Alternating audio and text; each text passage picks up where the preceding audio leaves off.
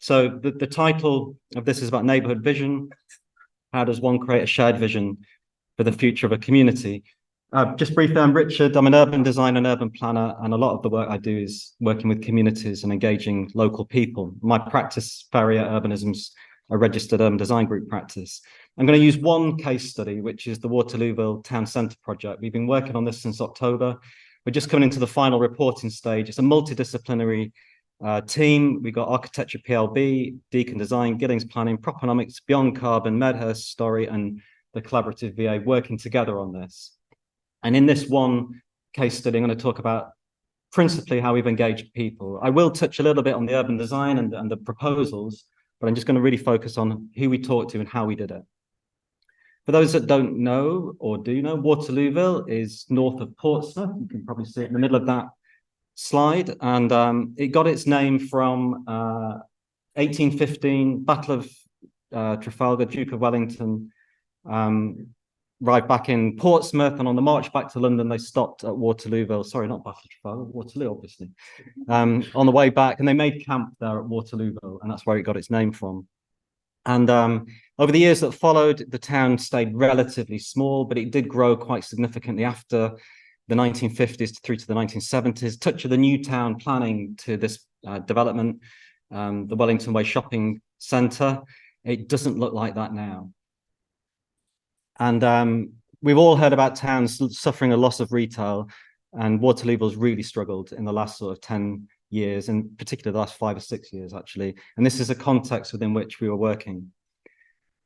Broken windows theory, biodiversity in the town that people do not like, and a huge wide open public space. The A3 that led to London went through the middle of the town, but it was pedestrianised in the early 90s, and the A3 now goes around the edge as a dual carriageway. But what to do with a space that once upon a time was full of shoppers on a Saturday afternoon, which is now quite empty for a lot of the week? But we did try and be positive. I mean, this is the shortest day of the year. This is December last year, early morning, and the winter sun catching some of that modernist architecture, giving it quite a nice glow. The older part of town on the southern edge of the town centre, again, the windows are quite special. And there's a really lovely modernist church that was built in the early 70s. It's got some lovely stained glass. So we think there are elements of the town that are worth celebrating. We were very positive about that because we were meeting a community that were really quite unhappy with the future of Waterlooville and where they found themselves. And we've seen images like this earlier today, that they're easy to take around the country. And that mobility scooter there is getting across 4 lanes of traffic to the new housing development that's being built just the other side of the A3. The town centre is very much wrapped by a dual carriageway. So one of the first things we did, we worked with a great graphic designer, Amber Hardy, and she developed a project identity. Simple graphics, but bold, based on some of the elements found around the town. And I'll explain later how powerful this became as part of the project as it unfolded and got more public awareness to it. Broke into 3 phases. The first phase, community-led research before Christmas. Early part of this year, festival ideas. And then in March, we had a gallery and exhibition. And the feedback loops between each of these stages was really important for the public to contribute ideas, see their ideas reflected back, and the project team working in the gaps in between this as well. First thing we did was walking tours. We organised 27 of these, each lasted an hour. We met in the town centre. The worst part of the year, in some ways, it was cold, it was wet. Every time we had at least 10 or 15 people waiting for us. It was remarkable, the enthusiasm of people to turn up and tell us what they felt about the town. And I think that was really admirable. There was no apathy. So we had a great public to work with in that respect. I'm going to call him Neil, because that's what his name was. But this chap said, I attended the walks this morning around the town centre with the project. Absolutely brilliant initiative, all received positively, interesting, positive conversations, good ideas, interaction was excellent, massive step forward, well done. You'd think he says that a lot. That's the first positive comment he'd written in 3 years on his Facebook site. And I got a phone call from one of the council officers the day after, like just gobsmacked that Neil had said something positive. But all we'd done the day before was listen to Neil for an hour. And as he showed us around the town, and that's all Neil really wanted, for someone to listen to him and for him to point out the things that he thought were good and thought were bad. And Jade Kirk, my colleague, again, one of the techniques, transparency. while people were talking, Jade was writing. You can see she's wrapped up against the cold. To have someone with a notebook writing down in front of the public was a very important technique to make them not only feel listened to, but a demonstration that we were taking it seriously as well. And at the end of each walking tour, we gave them a little business card with a QR code on the back.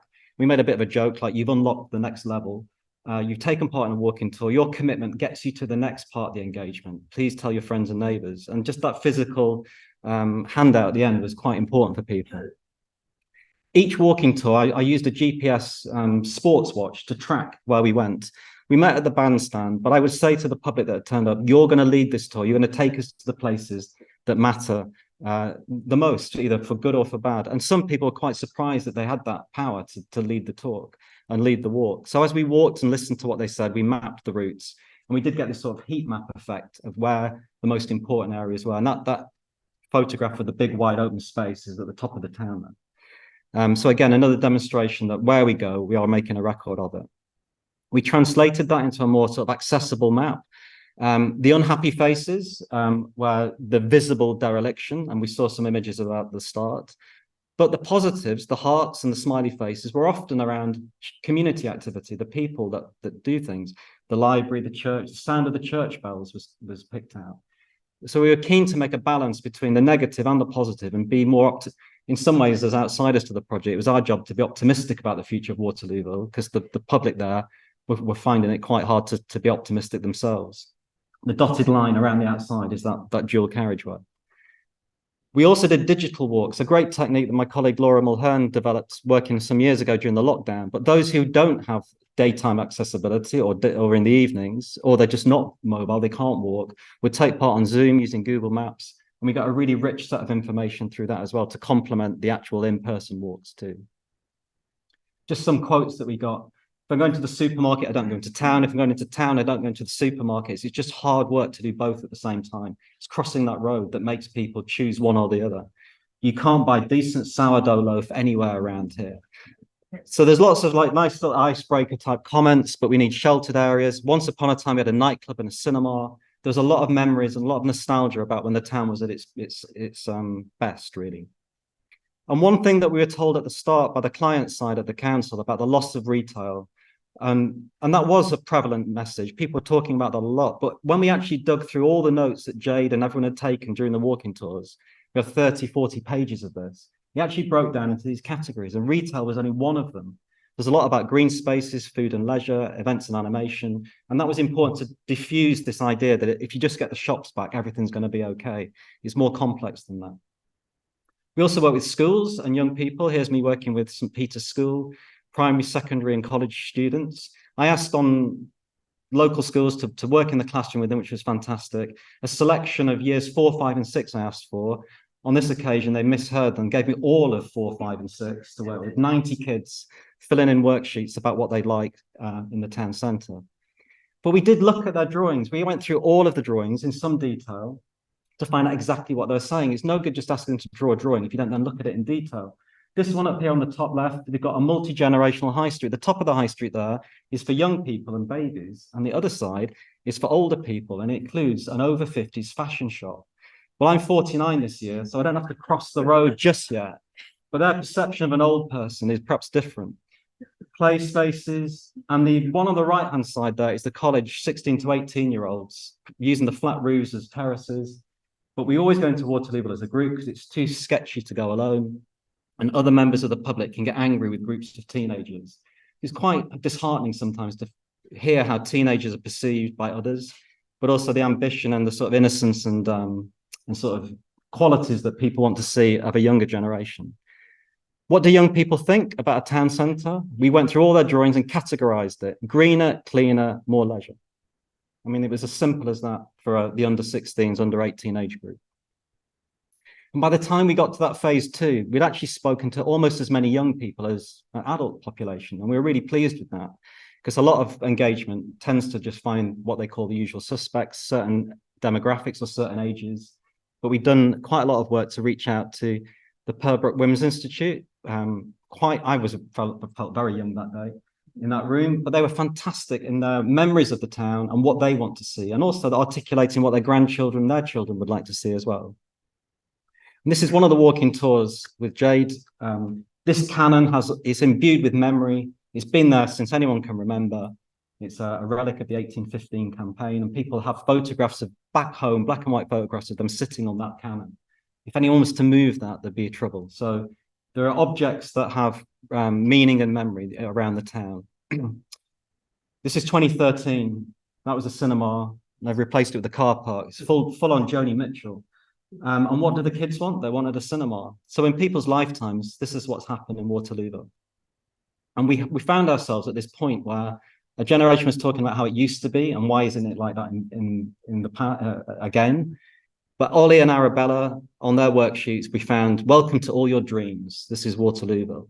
So we had this tension between the ambitions of what it could be and what it used to be. And in that space, we were trying to think, well, what can we do with Waterlooville with these two generations and their thoughts about the town? It took us to phase 2. We found this empty unit. We worked hard. We're running up to Christmas now at this point. And empty shop. The green side, I believe, is Xbox, and the blue side is PlayStation. It used to be a computer game shop. For those that don't know what I mean, that's ZX Spectrum on one side and Commodore 64 on the other. Those that don't know that, I can't help. We've got this empty space, and again, imbued with memory and meaning. The college kids remember going into game before it closed. They now go to Portsmouth. So here's the empty unit. Just before Christmas, I put this together with Photoshop, and we hoped we could deliver this in time. And we did. We got a team out to put the branding that Amber had put together across the front of the shop. We put the dates up, and it became an advert in itself, right in the middle of the town centre. And for 3 days, well, 4 days actually, 3.5 days, we were there in that shop. We brought it to life, and those little business cards we were giving out, the connection, the visual connection, the design language between the shop and the business card, and we turned that empty shop into a really thriving place for 3 days that week. And we had a program of events. It wasn't just to turn up and say what you wanted. We had quite a progressive program. Day 1, we've reflected back everything that we heard from the walking tours and talked about the town as it is today. Talks on socioeconomics, site designs. Day 2, landscape architecture, energy and carbon, with an open studio session every evening. And by the 3rd day, we're looking at movement, planning policy, bringing it all together. So we had really tight time slots. If you turned up at any point, you're asked to join in. You could look at the work on the wall. And on that first evening, the room was broadly empty. The boards that we brought with us didn't have any material on. But the idea was that by the end of that 3rd day, we'd have filled up with the ideas from the people that live and work in Waterlooville. So day 1, this was the result of the walking tours. People came in to see what had been said.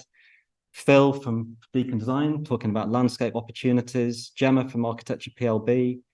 Mill Hill Primary turned up. They were fantastic. Drawing, Play-Doh. Can't beat a bit of Play-Doh. We asked them to design something that would improve the town centre. And if you haven't recognized them already, we've got Taylor Swift and Nicki Minaj down there, who will improve the town for sure. The little yellow model at the top, without any prompting from us, what would make a better town centre? A homeless shelter. These kids are 8, 9 years old. They're aware of social conditions and things that would make a better place. We took these models and understood what they were talking about and why. We also had opportunity for people to draw meanwhile uses that we've just heard about from Amanda. And at the end of that first day, we were always working on a plan, a map, what would go where and how would the configuration of the town change based on what we were hearing. Day 2, we did a recap, and this is what was really important for people that turned up on day 2 and hadn't heard what happened on day 1. I'm explaining the children's drawings there on the side because we didn't want to repeat ourselves. We wanted to keep moving forward over the program. Alice from the landscape team talked about pocket parks and what we could do, so we went and actually built one. Got Imran and Andrew here dragging the trees out, Alice spraying on the ground, and we modelled using these foam blocks what a sculptural park could be like. And the people just passing by stopped and wondered what was going on. The conversation started. Actually designing at 1-to-1 scale in public space was really important. And this family came out from Costa Coffee and this little girl ran around and we sketched it. How the public built those blocks. Alice's little drawing here captured it. And that's now gone into the design brief for Section 106 project that's going to happen later this year, we hope. Meanwhile, in the room, sketching out architectural responses. To day 3, again, a recap. And parking policy, we're actually getting them to do a parking regime, how much you would charge to stay across the town. planning policy, Laura Mulhern talking to businesses, and we finally pulled it all together. And I really like this photo. One, it means I've said something funny, I think, because they're all laughing. But the generations that turned up that evening really captured what we'd been doing to that point. This is the end of January. And the level of involvement and the level of sort of confidence people were getting off this was really, really important. Paul Fazy from Architecture PLB did a fantastically responsive plan throughout those 3 days, working in real time with the public, and explained how that would work. Feedback, again, throughout the 3 days. What did people want to leave behind? Sorry, take with you into the future. The civic and public buildings, the things they really like that make a town work, that small town vibe, the independent shops, the festivals, and access, people getting in and out easily. Abandonment and dereliction, the failing infrastructure, Wellington Way, that failing shopping development, and the dull town aesthetic. They're the things they want to leave behind in the past. And what changes would transform life for you? Attractive community for locals, green spaces, and better connections. And these are the messages that came out of that. So at the end of that Festival of Ideas, Taylor Swift gets, I know it's clickbait from a local paper, but the reporter came along and that's what the models were about. And that's really helped give the project a sort of identity. We had 7 weeks as a team to go through all of that information. You'll see we've changed the graphic on the front of the shop. In March, we were back and we tidied all of the Play-Doh and the chaos away. We tried to make a very simple gallery and exhibition of ideas that we professionally produced based on what we'd heard a few weeks earlier. So we're back in the same room. Again, it's this idea of memory and meaning, linking a space to what had happened earlier. But now it was a sort of tranquil, more contemplative space. We played a bit of ambient music. People wandered in, had a chance to look at things in detail. And there's a lot of information. We had 28 posters around the room. And we were there from a Wednesday right through to end of Saturday. We got Wayne there from the Havant Borough Council. He spent all Saturday with us talking to the public. I'm not going to go into the detail, but one thing that was important, it was so rich in detail. And when we sent the draft copies out to the council, one of the bits of feedback was, this is too much. You can't give the public this much information, but you can. And we were there for 3 days, and one person came in with a notebook for 40 minutes each day before work and wrote down the important bits. You actually can trust the public to deal with detail. They actually have an appetite for it. They want to know more. So landscape strategy and the plan on the right, the sculpture in the middle of that is based on one of the children's Play-Doh models. So what they produced that week in January is going to feed right directly into the proposal for the Pocket Park. A big strategy plan that's consolidating retail around the middle based on what we've been hearing, and some lovely sketches as well from the PLB team. That modernist church with the lovely stained glass that I showed at the beginning, instead of the derelict shopping centre around it, residential town centre living. So 3-dimensional images as well as 2-dimensional make it work. And that constant dialogue and feedback. By the time we got to March, we were getting the feedback was saying 49% of people agreed with everything we said and went further and more ambitious than we were, which was quite encouraging. 45% positive support, and the negatives were, it's not going to happen. So we'd really turned around a community that was despondent about opportunity for change based on that process of engagement.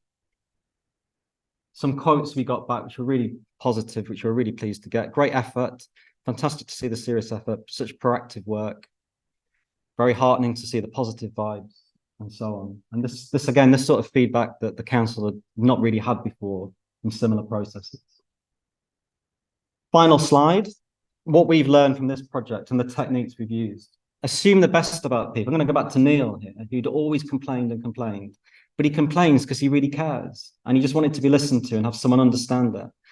Second point, people are often angry because they're confused. They don't understand who does what in the system, who gives planning permission, who a developer is, pension funds that own land. There's an empty Waitrose building. Why do John Lewis Partners not do something with it? They don't own the building. So there's lots of confusion about the responsibilities. And we as a team, third point here, use your expertise and experience to reassure and demystify. Explain why things happen and why things don't. And a lot of the public that came in angry left more confident because they knew more about what was happening. Don't rush, start with an open mind, listen to people and make it known you're listening. Going back to Jade with her notebook and the GPS tracking, recording what people are telling you is really important. They feel listened to more, they feel more confident. Fifth point, treat the children's work with respect and give their ideas the same attention and scrutiny as input from older people. We categorized every drawing that we received and gave it a theme and understood what they were trying to do. Behind the scribbly drawing, there was a message there and about what they wanted to see in the town. Take the project into the heart of the neighborhood and invite people back.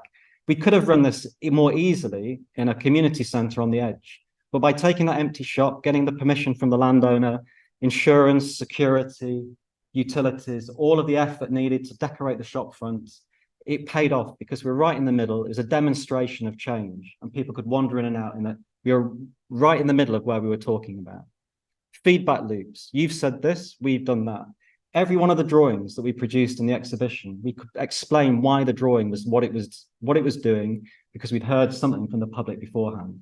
It made it really hard for people to question what was going on. They actually understood it. And don't be shy of details. The richness of the posters was applauded by many people. We didn't have anyone say we don't understand. There is an appetite for detail.